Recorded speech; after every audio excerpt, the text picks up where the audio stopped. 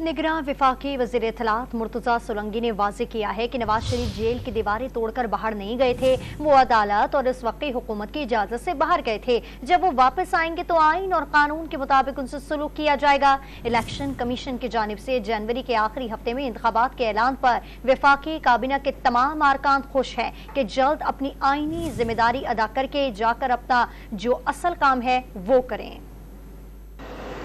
मोहतरम नवाज शरीफ साहब 3 दफ़ा इस मुल्क के वज़ीर आज़म रहे हैं और वो एक बहुत बड़ी सियासी दिमाग के कायद हैं। वो जब गए थे तो जेल की दीवारें तोड़कर नहीं गए थे। इस मुल्क की अदालत और उस वक्त की हुकूमत की इजाज़त से बाहर गए थे।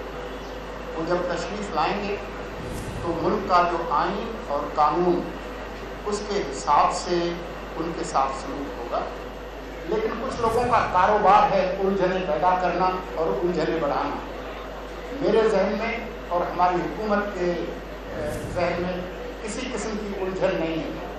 परसों जिस तरह से इलेक्शन कमीशन ने ऐलान किया कि जनवरी के आखिरी हफ्ते में इंतखाबात होंगे, तो मैं आपको यकीन दिलाता हूँ कि निगरान वफाकी काबीना के तमाम अरकान मुझ समेत बहुत खुश हैं कि हम जल्द ही ये एक आइनी जिम्मेदारी पूरी करके अपना कोई जो असल काम है वो